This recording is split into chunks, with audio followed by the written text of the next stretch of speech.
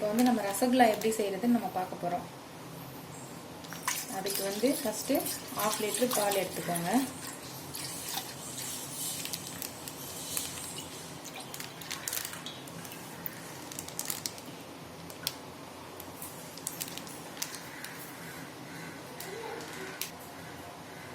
பாலை வந்து நல்லா ஒரு 1/2 அன் ஹவர் காய்ச்சிக்கணும்.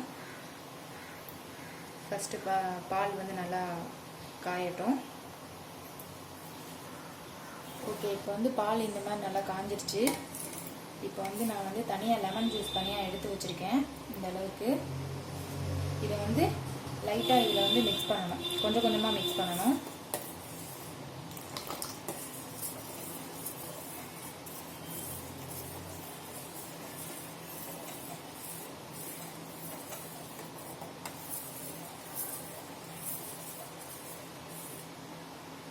இன்னும் கொஞ்சம் ஊற்றிக்கலாம்.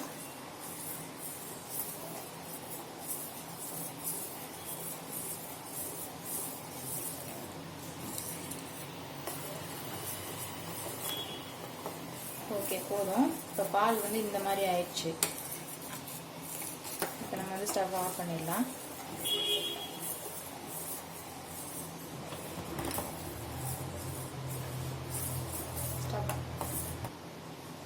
இப்போ வந்து இதை வந்து ஒரு துணியில் வச்சு இந்த மில்கை வந்து நம்ம ஃபில்ட்ரு பண்ணிக்கலாம்.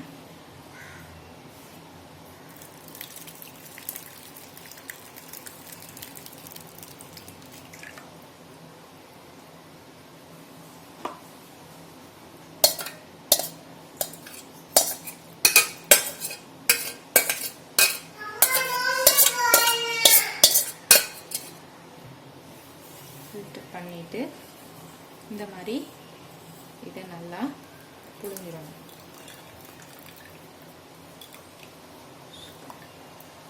ரொம்ப ஹீட்டாக இருக்கும்.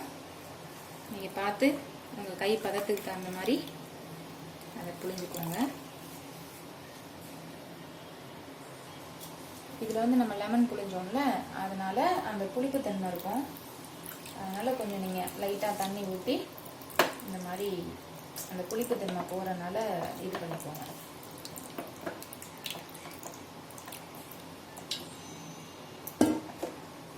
நல்லா புளிஞ்சுக்கோங்க.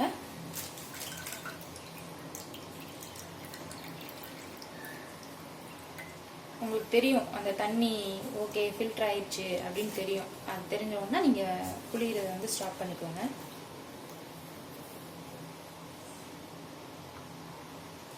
ஒரு 30 மினிட்ஸ் அப்படியே இதை வந்து வச்சுருங்க. வச்சுட்டு நம்ம இப்போ வந்து சுகர் வந்து எப்படி சுகர் தண்ணி எப்படி ஆட் பண்ணி என்ன பண்ணலாம் இதுக்கு அப்படின்னு பார்க்கலாம். இந்த பதத்துக்கு நம்ம புழிஞ்சுக்கணும். புழிஞ்சிட்டு ஒரு 30 மினிட்ஸ் அப்படியே வச்சிடணும். இப்போ வந்து நம்ம சுகர் சிரப் வந்து எப்படி பண்ணலாம் நம்ம பார்க்கலாம். 30 மினிட்ஸ் இதை அப்படியே வச்சிடலாம். நம்ம வந்து இதில் 5 டம்ளர் தண்ணி ஊற்றிக்கலாம்.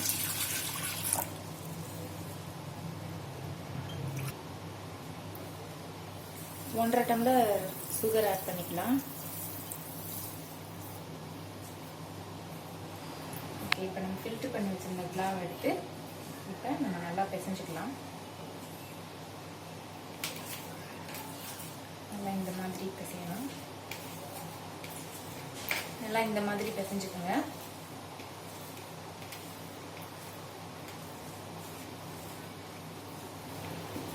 இந்த அளவுக்கு நல்லா ஒன்றோட ஒன்று ஒட்டாத அளவுக்கு நல்லா பிசைஞ்சிட்டு அதை சின்ன சின்ன பவுல், அதாவது மினிமமான பவுலாக நீங்கள் பிடிச்சிக்கோங்க.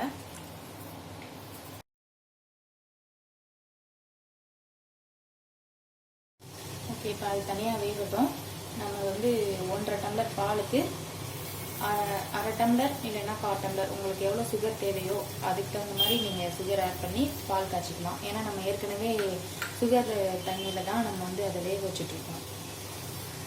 ஓகே, இப்போ 10 மினிட்ஸ் ஆயிடுச்சு. இது எந்த அளவுக்கு வெந்திருக்குன்னு நம்ம பார்க்கலாம். ஓகே, இது வந்து நல்லா வெந்துருச்சு. அடுப்பு ஆஃப் பண்ணிடலாம். இந்த ரசகுல்லாவை நம்ம தனியாக எடுத்து வச்சுக்கலாம்.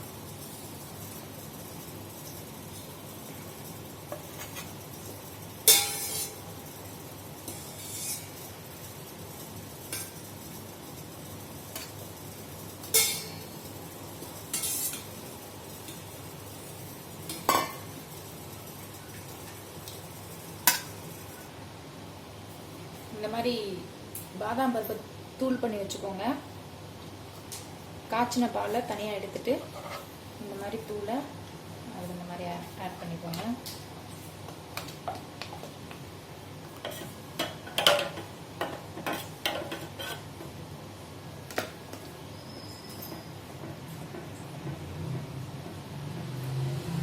அதுக்கப்புறம் இந்த ரசகுல்லாவை எடுத்து இந்த பாலில் போட்டுருங்க.